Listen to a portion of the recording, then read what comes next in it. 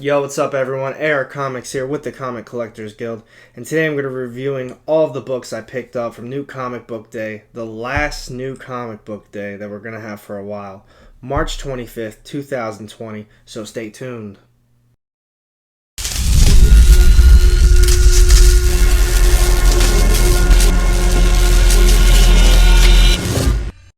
Welcome back everyone. I hope you're all staying safe. I know this country and the world's going through a pretty hard time right now with the pandemic.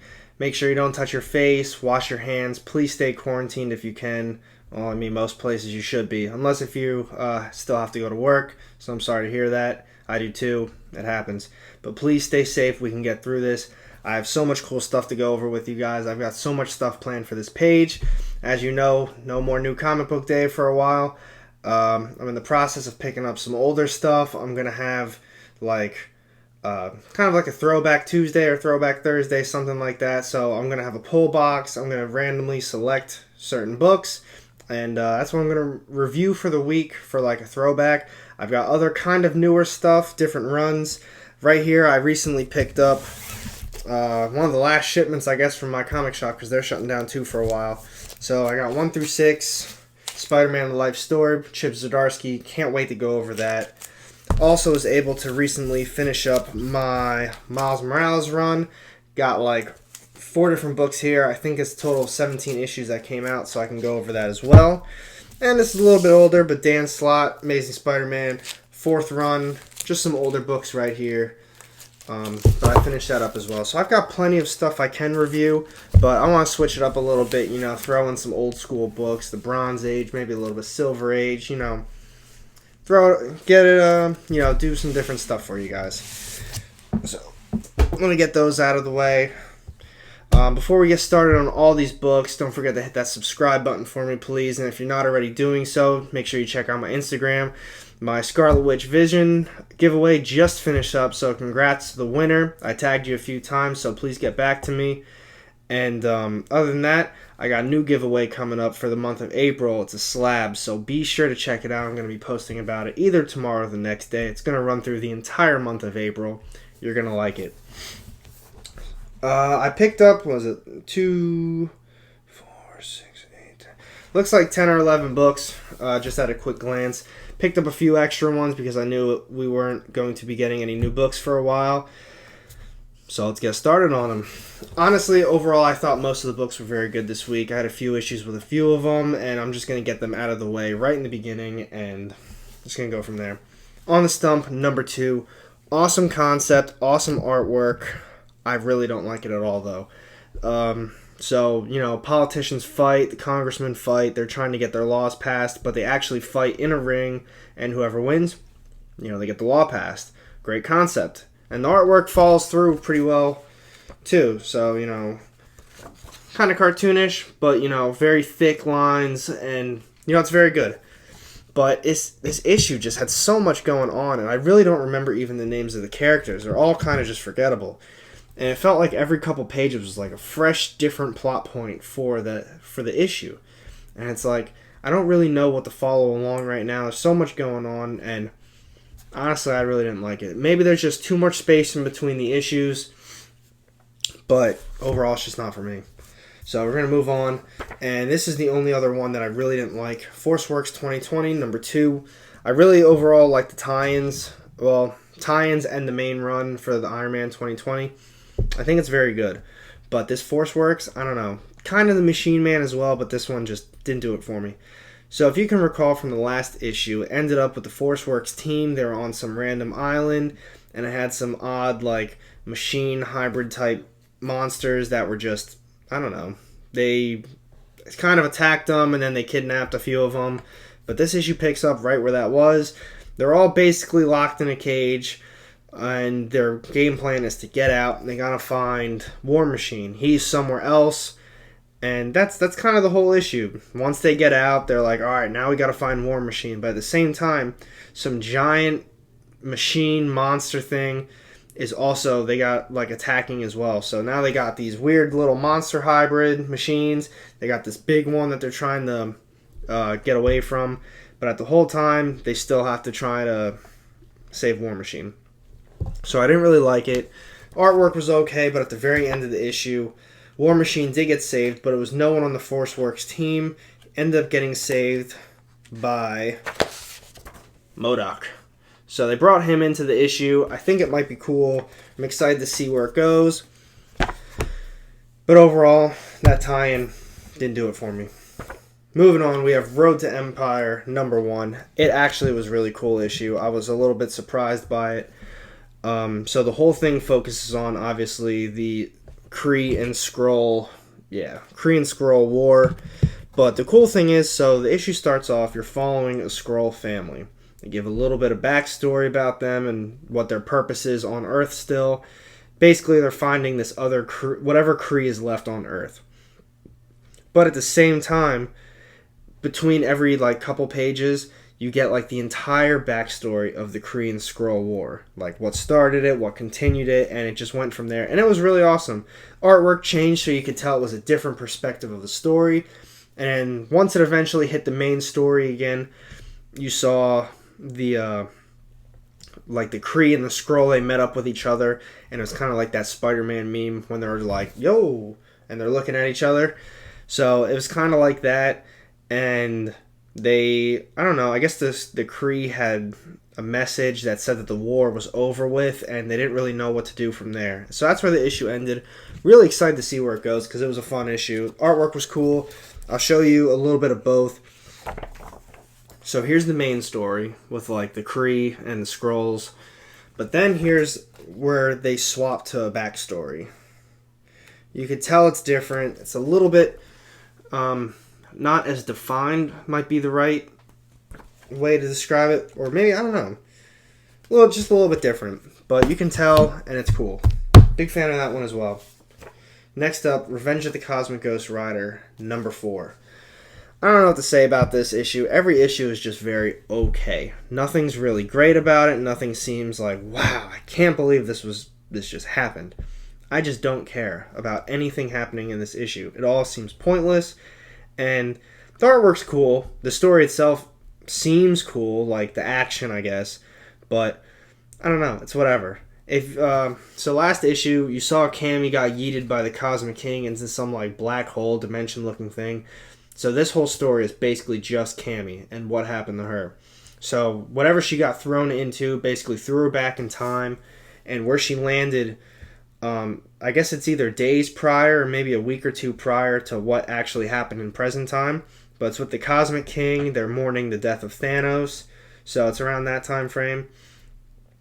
And so Cosmic King actually has no purpose in this story at all. He was built up in the first 3 issues pretty heavily, and he's nothing. He's just a small pawn in a bigger game, and that bigger game was this weird tapeworm thing, and even that was nothing. So once Cammy somehow got back into the regular realm, the Cosmic King was already infected by this tapeworm that wanted Frank Castle's soul, because if you remember, he got a soul at the end of the last issue. By the time Cammy got there, Frank Castle already killed this tapeworm Cosmic King thing, so it really meant nothing. But just like every other issue, it's got something going on the last page. It just draws you in. You're like, man, I really need to read this next one now. But it's nothing. So Mephisto came back from hell, and he's like, hey, Frank, you got your soul back. That was my soul. I need a soul. And he's like, well, you ain't going to get one. But Mephisto ended up taking Cammy's soul, and that's how the issue ended. So I'm going to show you that real quick.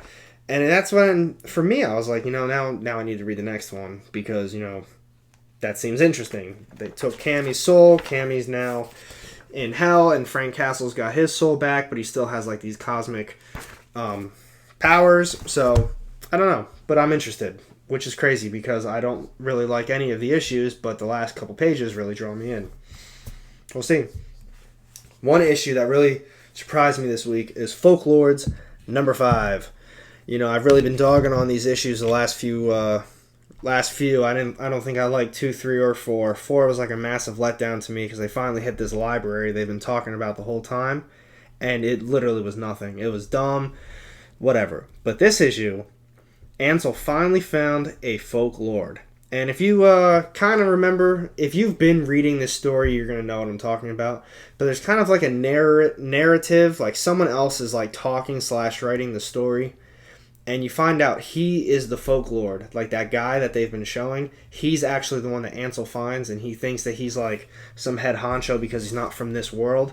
But he's really just some dude that just happens to be here. He is a folklore though, so Ansel technically completed his quest, but it just opened up a whole new thing because they showed some girl, I guess, found the door leading to like our world, and now I don't know if they've been communicating, but she's been writing letters, I guess, to Ansel as well. That's like, come find me. And the way at the backside is, it's like you can tell it's New York. So it was a cool issue. I'm really excited. I'm excited for it. I don't know. It was cool. They finally drew me in. They finally hit what they were supposed to hit, and it was a good story. Next up, we have Basket Full of Heads, number 6.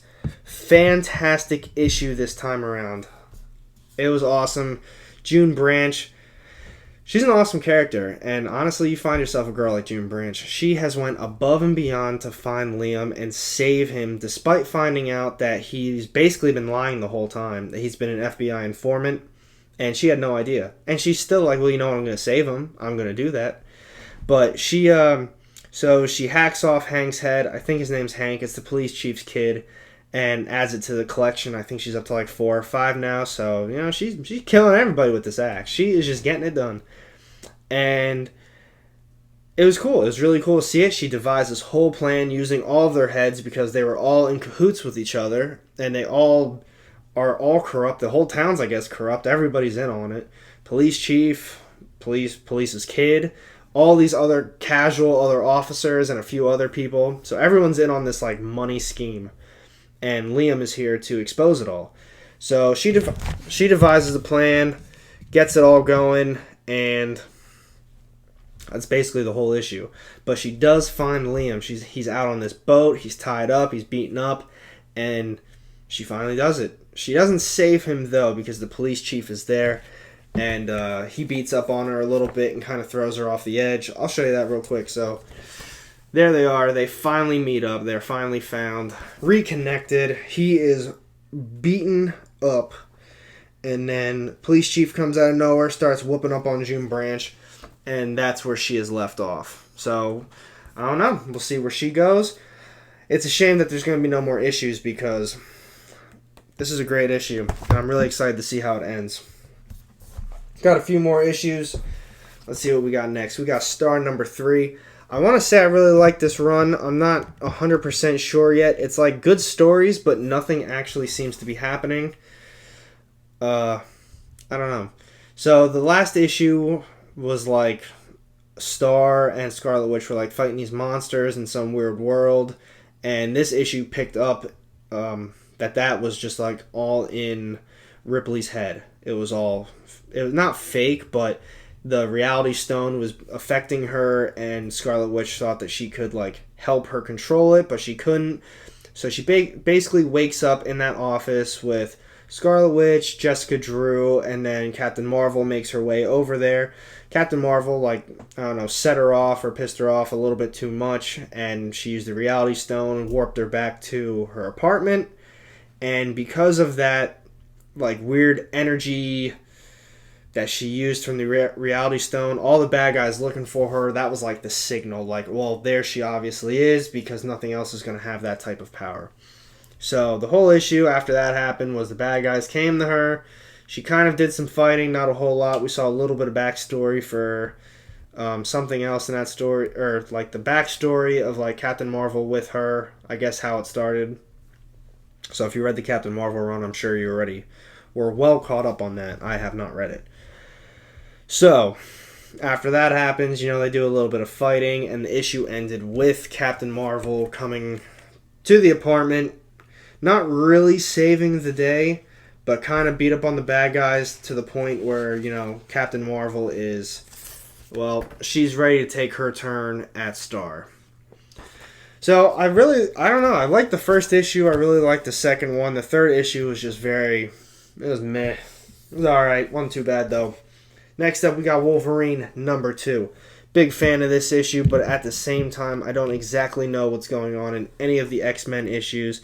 This kind of is just like this fun filler where I'm just like, oh, wow, this is a good story, I'm enjoying this. But I don't know really the backstory of anything because I haven't read almost any of the Dawn of X. But I do know, so from the last issue, Wolverine, there's something wrong with him. He's not right in the head. He killed his crew. Or maybe he didn't kill his crew. He woke up in, he woke up at Krakoa at the repair shop getting fixed or whatever that is. I'm sure if you've been caught up, you know exactly what I'm talking about. But they've been talking about this pale girl that seems to possibly be controlling some of the mutants, and that's why the petals are being stolen on the Marauder ship. The Marauder ship is like hoarding everything and giving it to somebody. I don't know. It's a fun story to me, but I wish I had more backstory on it. So at some point, if they come out with a hardcover, I'm probably going to read it all, but until that time comes, I'm just going to be getting Wolverine. So continuing on with that, Wolverine and this other guy, his name's Jeff. I don't know Jeff's last name, but I can get it for you real quick. Jeff Bannister, he's a CIA agent. So Wolverine and Jeff team up. They're trying to figure out who this pale girl is, and they're trying to get these petals back.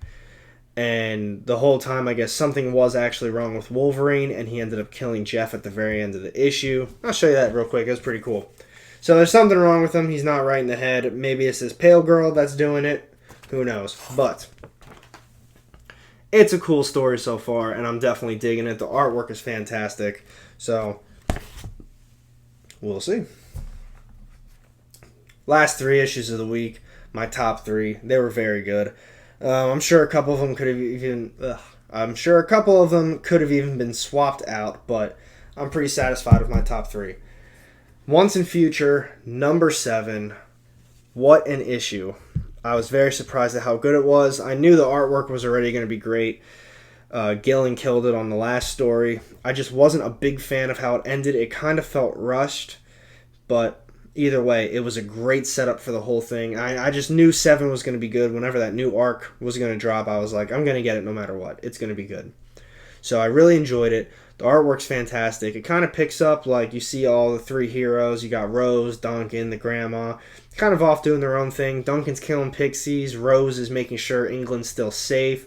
But she finds, like, some weird heat, like, I don't know, it's just like a heat rating or something that is just not normal. So Duncan goes to check it out, and then while that's going on, you see Sir Galahad lived from the last story, and he sat on King Arthur's chair, became like some monster, and he's the thing that broke through the portal and now is in England.